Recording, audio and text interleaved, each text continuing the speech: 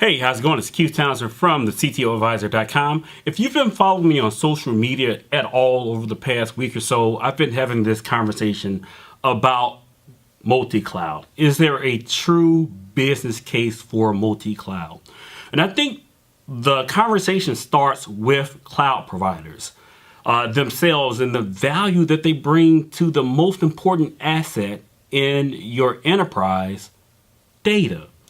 If data is the most important asset in your enterprise, then who are we trusting our data to?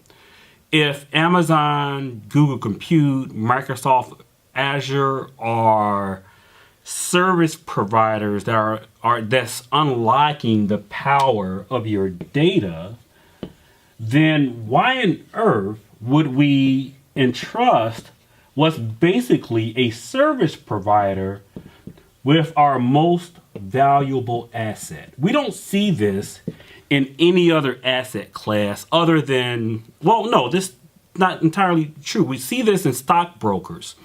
We'll put our assets into a brokerage account. We'll let it sit there and we'll use that to buy and sell securities, for example.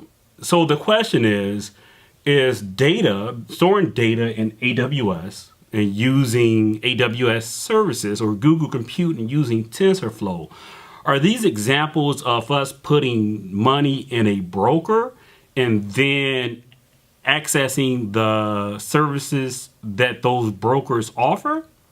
Yeah, you know what? I'd have to say on a whole, no. AWS has a pretty respectable sized marketplace.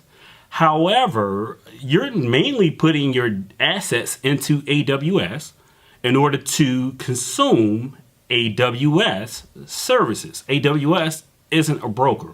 My employer, VMware, is making a play at being a broker, but so is other large IT vendors, HPE, Nutanix, etc. The list goes on and on. Everyone wants to be this layer that sits in between the cloud in your data or your services that you provide.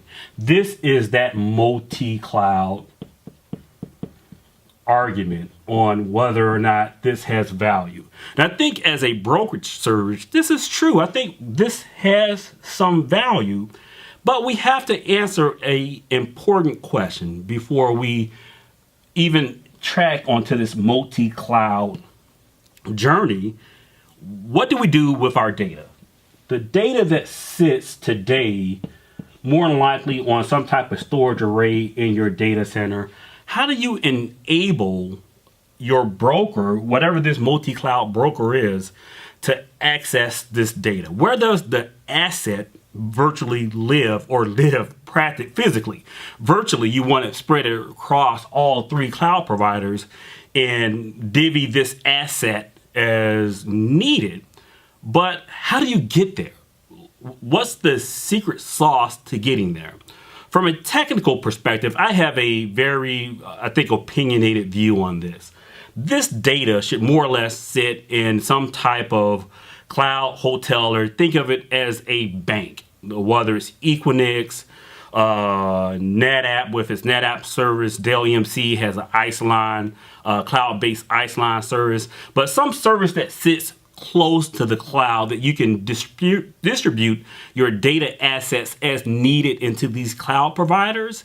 And then we can start talking about multi-cloud from this app lives in this cloud, that app lives in another. That conversation becomes easier once we've determined what we're doing with our most important asset, data, which drives the business intelligence via these apps we're building in the cloud. That's it for this CTO Dose. If you have an alternative view, I'd love to hear it. If you have more questions, I'd love to hear it. You can follow me on the web. I'm at CTO Advisor on Twitter, or, of course, LinkedIn. Just Google my name, Keith Townsend, and you'll find me. Until the next CTO Dose, we'll talk more multi-cloud online.